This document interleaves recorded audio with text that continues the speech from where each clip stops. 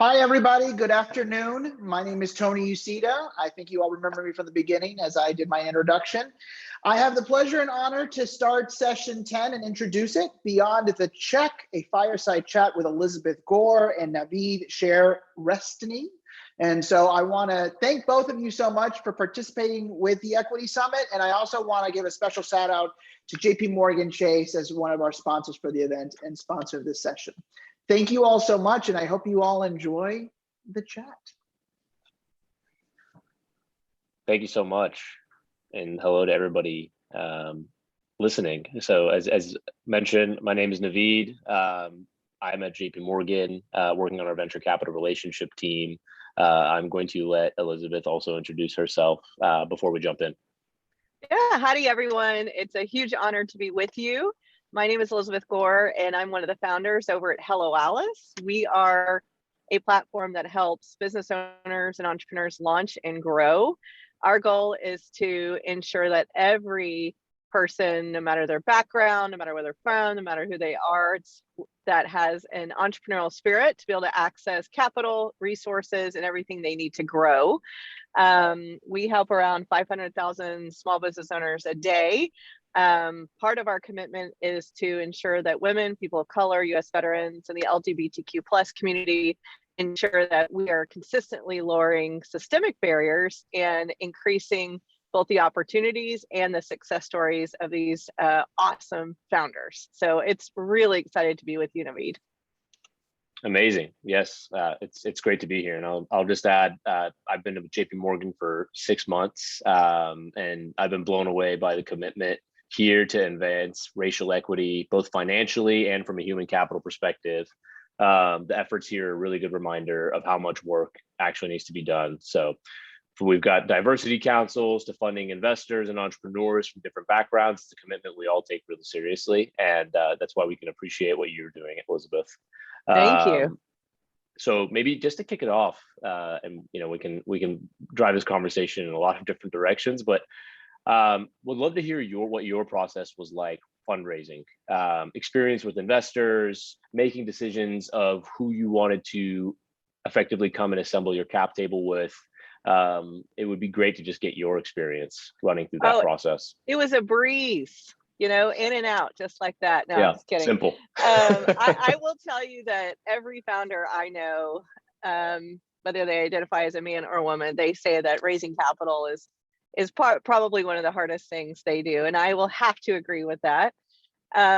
We are a machine learning company. So we had to build our ML and data warehousing, for years before we really got up and going, which takes a significant amount of capital. So we had a seed round, a convertible note, which I'll talk through, an A and a B. And it was kind of like, if any of you have kids, you think, oh, that wasn't so bad, that was easy, and then you go back and do it again and it's brutal. But capital's important, and even more so are the investors around you, who can absolutely be your biggest advocates, assets, your biggest network. So I have grown into really valuing the venture process when in the early days, I felt like it was very hard. And I say that because I want every founder to not feel isolated, to know that it's hard to get started, but then it really does even out. Ironically, I think your first checks, which are your smallest, can be the hardest, because you're just building your network, you're figuring out who can fund you, and so on. The other thing I don't want to discount is other forms of capital to get started. And so we did go after government grants. We got impact funding for some of our work.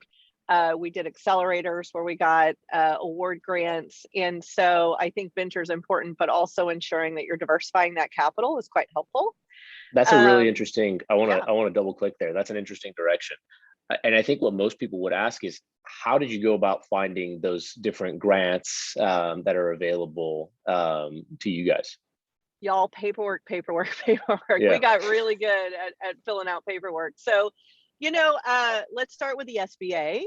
The Small Business Administration, particularly now under Administrator Guzman, is very focused on what I would call underrepresented founders and ensuring they get capital. So there are accelerator and grant programs, and I don't think folks should shy away from loans either.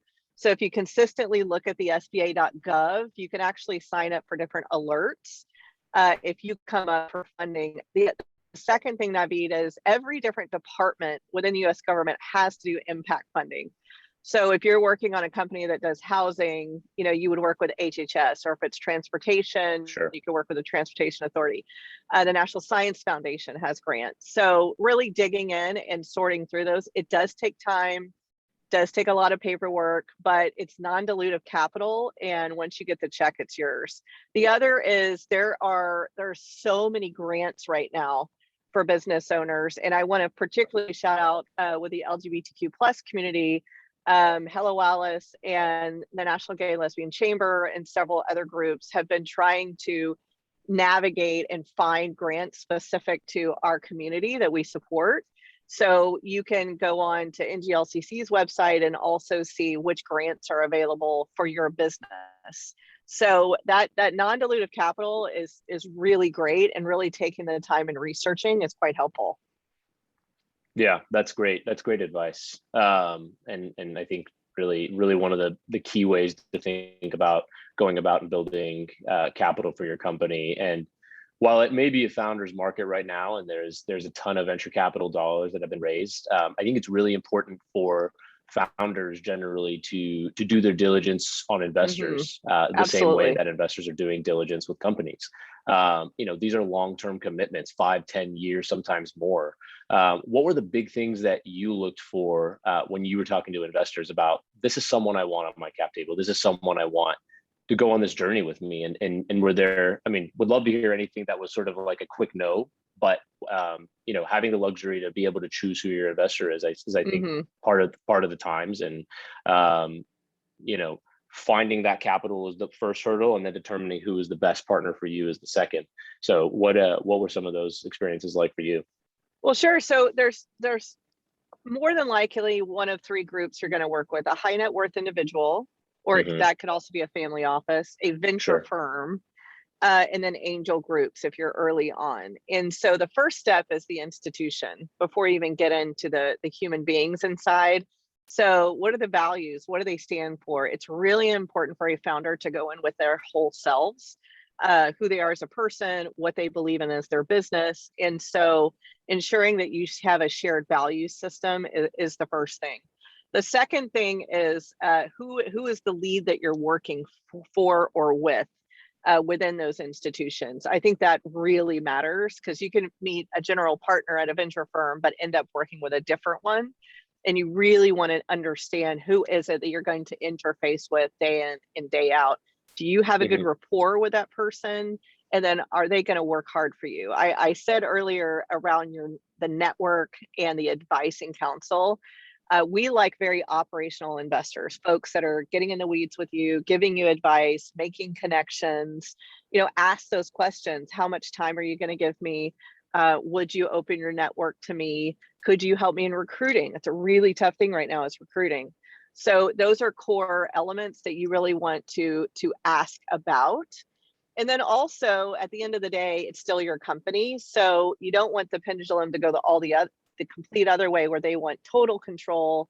It's their way or the highway, because really only a founder knows their company. So, and we've definitely made several mistakes. We've had two individuals on our cap table over the years be accused of sexual harassment. That was after they had funded us. And I think for us, we certainly didn't know their character, but they were inside an institution. We had never met these people. And so, we were really doing diligence on the institution and our point of contact, but who else is in that organization, and really questioning that, I think, is important, right? And then finally, a lot of venture capital firms right now have awesome internal in-house consultancies. They have recruiting systems, they have leadership coaching, they have peer-to-peer networks for their portfolio companies. Those are wonderful assets that I would encourage you to take advantage of as well. Yeah, and I love the point on just finding the operational partners who want to roll their sleeves up. I mean, I think, you can take two examples today, and these are obviously well-known firms, but take the Tiger approach versus the Sequoia approach, and both are effectively game changing pioneers. Tiger's really adopted this mindset of move quickly, be flexible with valuation, give founders the ability to just move on and build their companies. And I think, if you go back looking at 30, 40 years of Sequoia, it's if the company succeeds, we're going to have our hands in helping them succeed and also let them fly. But at the same time, if they're going to wind down and things need to happen, like, we're going to make sure it's the cleanest and best way possible. And that's actually a direct quote from someone at Sequoia. But I really think it's the determination for founders to think about, who do I want to be working with here, and really doing reference checks and figuring out where the investors are going to meet their criterias, because inevitably your best references are other founders. And so I think it's important to sort of talk to everyone in communities, and figure out ways to find the best investors for you. Very true. Talk to other portfolio companies, not just the ones that are on the reference list. Really talk to them offline. Make sure and respect what they say and keep it confidential as well, because they're in that portfolio, whether they like it or not. So you want to respect, your peers. The other thing is to really, really protect yourself and your company. So you found the best investor ever, let's say, awesome. You never know what the next couple of years is going to bring. So invest in your legal counsel. So important to have a great lawyer beside you. Do not do that yourself. Do not go on LegalZoom. Find an attorney who can really work with you each round. Very, very important. Within that, you need to understand what your rights are as a founder, voting rights, spending rights. We actually instituted a first of its kind morality clause that we had all our investors sign, that said, if there was any kind of immoral act around sexual orientation, race, gender, that they would lose voting rights. They don't lose their shares. We can't do that legally, but they do lose control. So there are things you can do by far to protect yourself. Also fight for your valuation to the death, I say. Only you know what you're worth. Even if you're really friendly with another investor and you trust them, always fight hard for your valuation.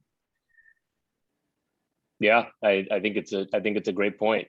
Specifically today, you have the opportunity to fight through and know what your company's worth is. Did you ever have any interesting pushback when talking to investors on valuation? Like, what were some of the biggest discrepancies? You kidding me? Yeah.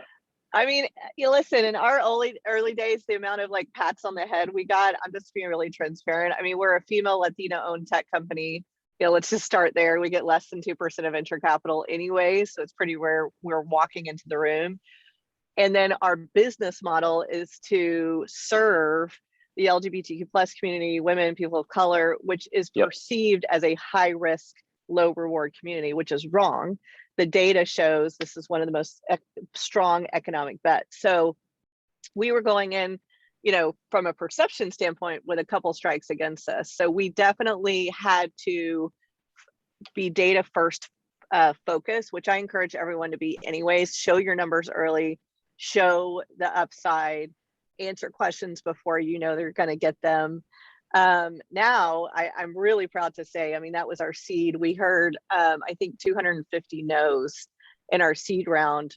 Fast forward, years to our B round, we were oversubscribed. I'm very proud to say, with great investors like QED and Silicon Valley Bank Capital, who believe in our mission. They saw how profitable it was.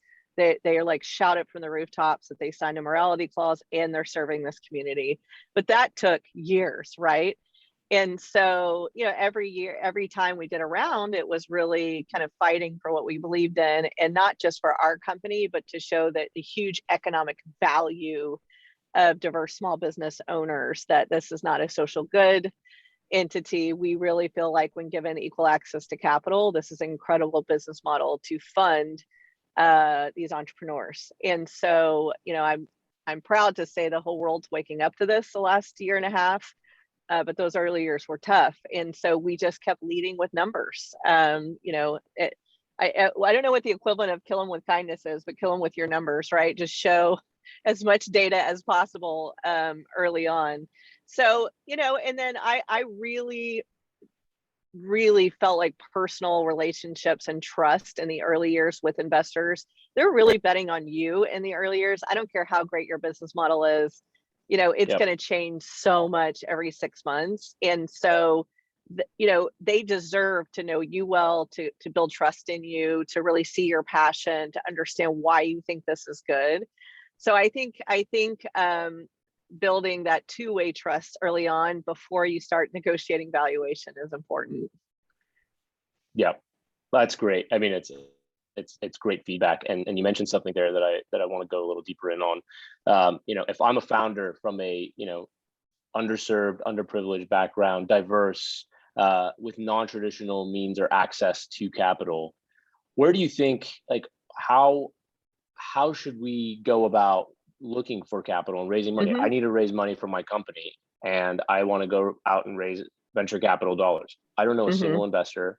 I don't know anyone. And well, historically, that was me, so I can absolutely answer that question. Yeah, historically we haven't had great access points into that, and I think the question everyone's been asking themselves is, how do we broaden the lens, right? When you think about the venture capital stack, it's LP, right? So LPs have to have a more diverse lens, and then the VCs need to hire people with more diverse lens. It doesn't matter what you know or think that you're, I'll use the term woke to. It's actually having other folks from different backgrounds that actually know and have experienced things and will look at the world through a different lens. And then it comes down to the founder who is seeking funding to build a business, right? So I'm curious from your perspective, like, where do you think we're at today, and how does somebody like that go about building a business? Yeah, I like really tactical advice. So I'm going to break it down to 3 areas that, if you're a founder, get your pen out. So your network, your industry, and your demographic. So I would pull a spreadsheet out and get 3 lists going. Okay, we're going to start with your you're going to start with your network. Again, I don't mean that your network is, you know, I know everyone in Silicon Valley. It could literally be 3 people that you've met along the way that have built their own business, or, hey, PS, your banker. That is your network. Like Navid could probably say that if you know, our bank is Chase. That was one of the first phone calls I made was, hey, do you have any pointers? Do you know the fundraising space? So your network, even if it starts with 2, you write down everyone you know that touches, and not necessarily venture capital, other founders, bankers, your accountants, your attorney. All of that is your network. So every time you then reach out to them, you ask them to introduce you to 3 more people. And suddenly you'll see how that'll start expanding. And remember, sometimes it just takes 1, right? So start making that list. I think you'd be surprised that will start growing quite quickly, excuse me. The second is, what is the industry that you're tackling? So I'll pick on transportation. So if you have a startup around transportation, I would look at any fund, just start Googling any seed or venture fund or angel network that focuses on transportation. And your ability to actually, you know, cold calling's tough. I'll come back to that, but you could still try and get some doors open on any industry specific type of fund. Another area on that is most, either I said government or universities will have spinoff funds if they have colleges in that area. That's another way to look, but really dig into your industry. Is there an industry association around it? That might be another area. So third is you as a human. And I'm happy to say this will probably be your best bet. So if you're a woman, if you are a person of color, if you're LGBTQ+, if you're a US veteran, there are a lot of funds that have popped up the last 3 years, very specific to the founder's demographic. So there are angel groups that are just for women, just for people of color, just for US veterans. There are groups like Backstage Capital that prioritize the LGBTQ plus community. I really encourage you to do your research based on you as a person and how you identify. And, you know, even if that group doesn't fund you, they will, I guarantee you, be awesome on helping you find other groups. So we dug into a lot of women's groups in the early days, Hispanic and Latino groups. I grew up in a veterans household, so those groups. And again, they're a wonderful place to build your network in addition to just writing you a check. So those are three different ways I would say that you can start, you know, chipping away at that very difficult thing. And the last thing I'll say, Navid, is don't be afraid of the no's. Every meeting you have will lead to another meeting. And I used to get really frustrated and almost demoralized after you hear no 10 times. But what I did is I started really, even if a person, it was a no, I would say, hey, is there other funds you could recommend? How do I do my pitch better? You know, don't be afraid to ask those questions in a follow-up email or at the end. Not everyone's going to be helpful, but some might. Also, there can be a lot of patterns in no's. So if I got asked the same tough question 5 times in a row, obviously there's something wrong with my business model in that area. So really listen and learn from those. There will be the occasional a-holes, just walk away from them. You know, they'll get what's coming to them. If they're biased, if they're jerks, if they're not listening, if they don't care, don't let that pull you down. Just move on. I do recommend giving soft feedback. If you can send a polite but courteous, you know, polite but curt email. Hey, maybe to their boss, this is how I was treated today. Just wanted to give you some feedback there, maybe to help other people in the future. But those no's can really help you learn and get to the next thing. And then you'll get to the yes eventually.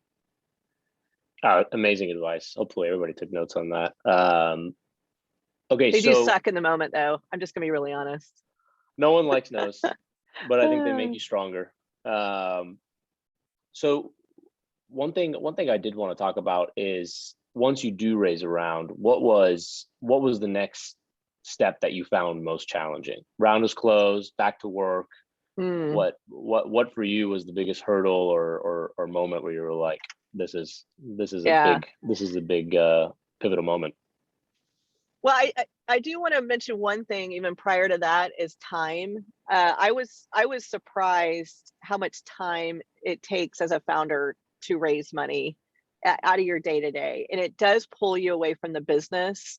So one piece of advice I do give everyone is make sure that your team can really take more on while you're raising money.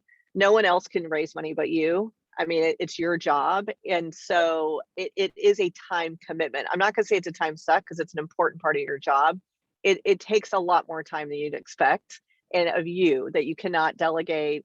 So I will say be prepared for that, particularly once you get into diligence. It's a lot of your time. It's a lot of late nights. It's kind of like defending your thesis if you've been to school.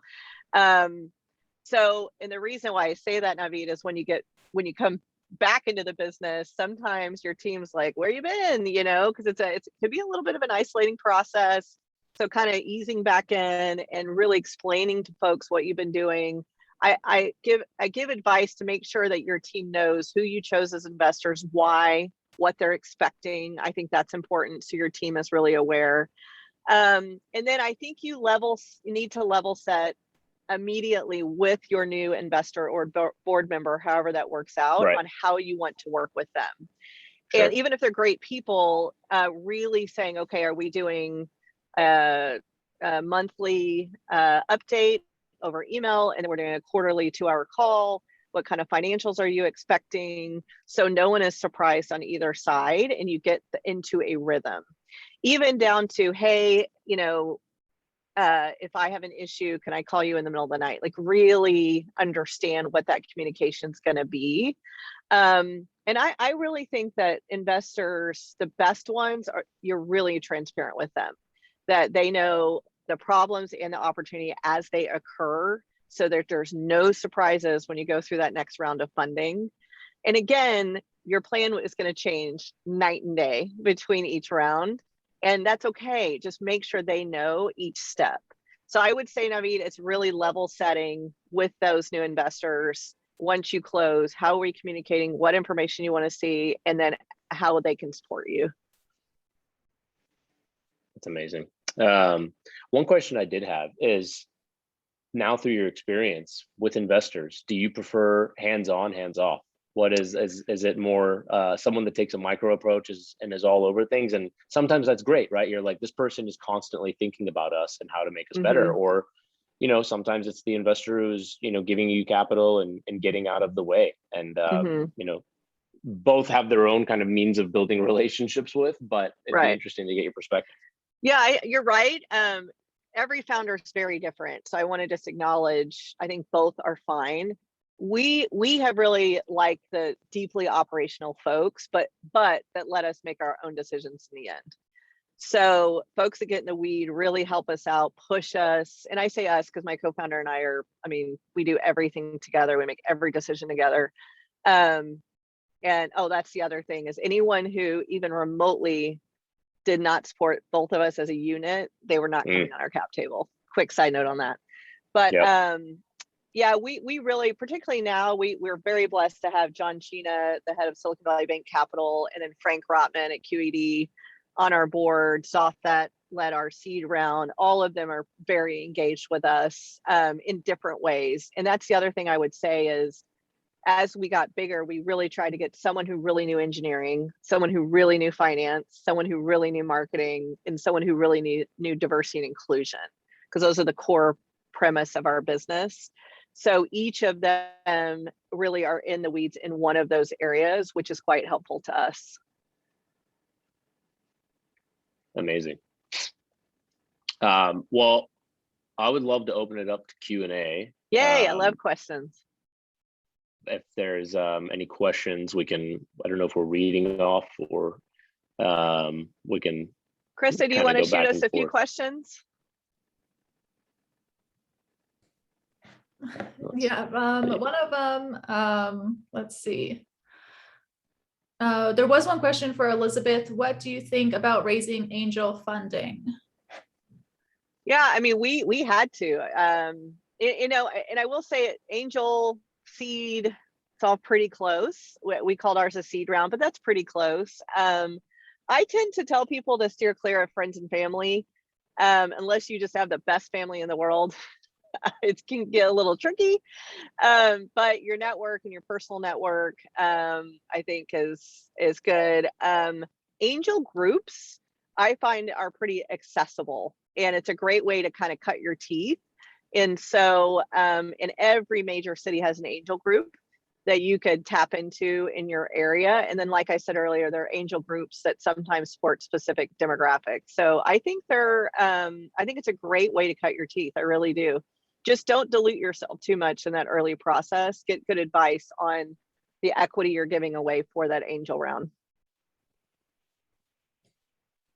Great. And we did have someone bring up your mention of data in specific pertaining to LGBTQ plus consumers. Can you share where you found some of that data? Yes, absolutely. So we, with the NGLCC and StartOut, have run 2 years in a row great data reports on LGBTQ plus entrepreneurs and entrepreneurship. And so we'll throw those in the chat now so that you can see those. I also saw a question here about the morality clause. So we'll put that in as well. Both of which, if you miss it here, are on our Hello Alice blog. If you just search for our, I think we called it our Pride Report on entrepreneurship, and then the morality clause, but we'll put them in the chat as well. I like this question. How do you calculate how much money you want to raise and when you need to raise money? I feel like the banker should answer that question. Yeah, it is a good question. Well, I think I'll answer the last one first. And when you need to raise money is hopefully well before you're out of it. And usually founders are calculating their burn, 6, 12, 18 months out. And so I think you try to build a plan to say, okay, how much cash do I need to build my business, to hire, to build product, to sack up my inventory, whatever it might be. And then I think you want to, what's a good base to have, Elizabeth? 24, 36 months, and it never goes to plan, but really map out 24 to 36 months of runway, and solve to a number. And I think being really thoughtful about how much capital you actually think you need to hit a certain milestone is a really important aspect of sitting in front of an investor and fundraising. I think if you go with a blank slate and say, we just need to raise money, maybe an investor can help you work through what you need it for. But I think generally you should know exactly where you need to spend that money to get you to the next stage, where inevitably you're a rocket ship and you need to raise much more capital. Yeah, a few opinions. One thing that drives me nuts is people, when they introduce their company, they say, I just raised XYZ, or you raise money because it is a strategic growth move, or you need really smart investors at your table, to help you grow. And I would say stay as lean as possible as long as you can. I think that one, you don't want to dilute yourself, but two, grow smart, because when you go to raise again, the investor is going to look at the spend that you did do and what was the outcomes of that. So, it's tricky. I think Navid's right that they are going to ask you, what's your 24, 36 month plan? What's your burn? But also, what is the outcomes that you're looking for that? And then you always end up spending more than you think, always. Right. And hopefully we can be helpful there. And I think the other thing is being conscious on valuation, right? And yes, especially in our environment today, multiples for companies, be it consumer, enterprise, fintech, they are all over the place, and they're very high. And I think the biggest lesson, at least I've seen, is, put yourself in a position to be able to hit that metric, because that valuation is a forward value that investors are looking for you to earn into, and you want to be able to hit that metric and have it be realistic. And I think sometimes we can all get distracted as to, well, what valuation could I fetch? And the importance of it is, sometimes we hear all the great stories, and you really want to see everyone succeed when they do raise that funding and get to the point where they can raise capital again if they need it. And sometimes you get to a point where you're just a great business and you're growing at a great rate, and you don't need more venture dollars, and you can stay lean, and you don't need to give away any more of your company. And that's an important question to ask yourself. At what point do I no longer need to give away pieces of my company in order to build it the right way? Yeah, and I do want to Navid at Chase, so we've worked with Chase all these years, and your banker is a really good, I think, neutral sounding board on how much you are raising, from who, how you might spend it. So I do think people underutilize their bankers and lawyers. And so Chase was really good with us every single round. And by the way, some lawyers will let you pay them once the round is done. We could not afford to pay our lawyer in our seed round, so we were sweating it, and someone else gave us that advice, and they were like, absolutely, as long as it's written into the terms. So that's just a little tip that might help you in the long term. But use your banker. Chase really helped us through PPP, through EIDL, through each of our raise, and I think people don't automatically think of their banker as much as they used to. But the other thing is, I'll just say, you might want to go after a line of credit instead of diluting yourself, or go after a loan.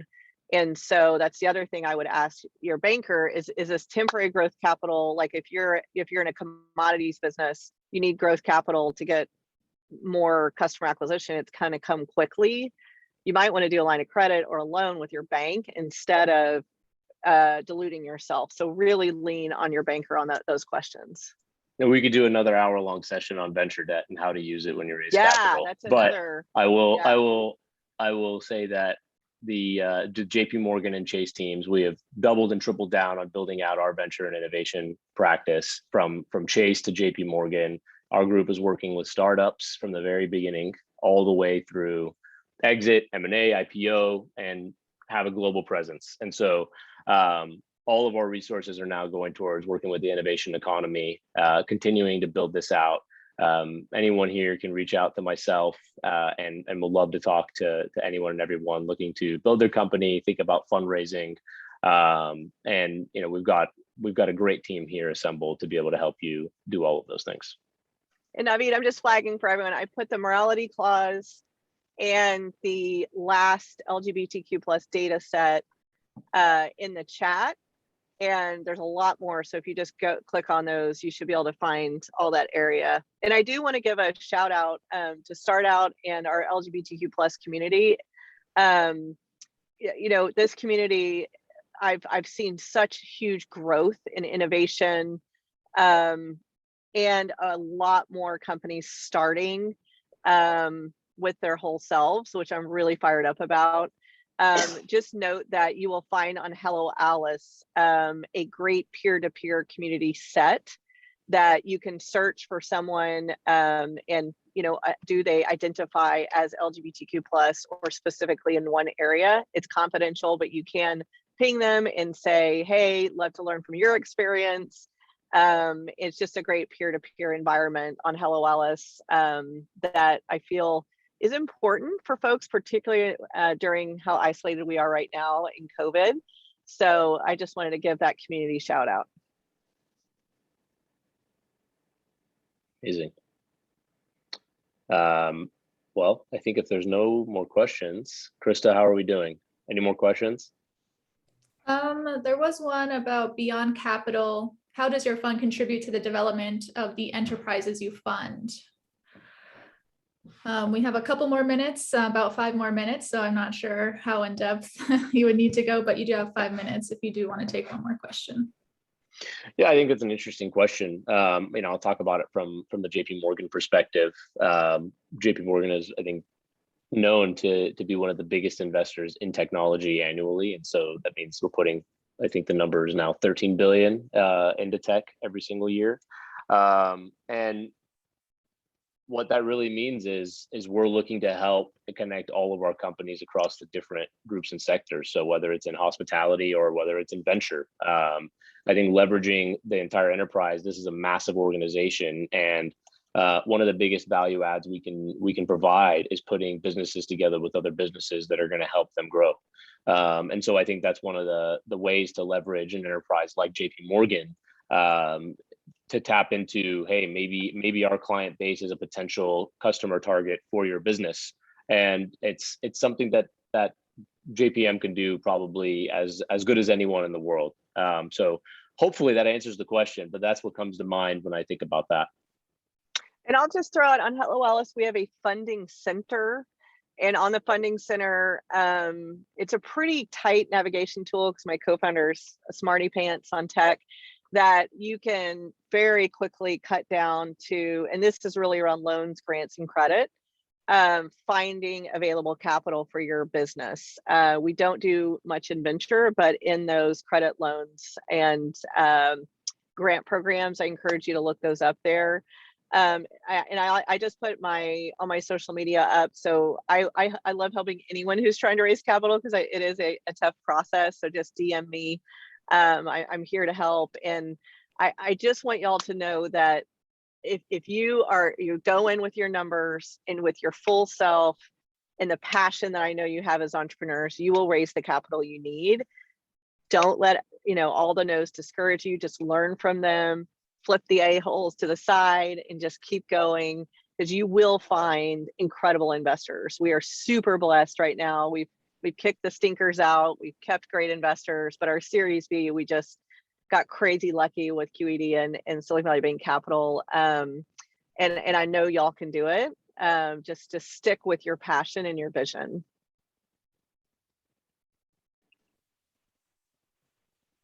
I didn't know what a term sheet was, by the way, when I started to raise my seed round. And Gene Case, so this is Gene and Steve Case, who founded AOL. I was pitching them because I had known Gene from like the UN days. And I said, I think you would love our company. We're trying to support this community. And she was like, well, give me a term sheet. And I had to like write it down. and Google what is a term sheet. So I'm saying that because now we just, closed a Series B. It was significant, but you can start somewhere and don't get discouraged.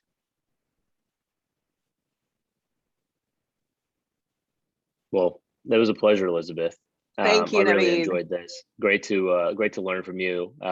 Thank you for everything you've done, and thanks for everybody who attended. And thank you, Krista. And thanks to StartOut. You guys are amazing, and to Chase, such a critical organization, and we really value you.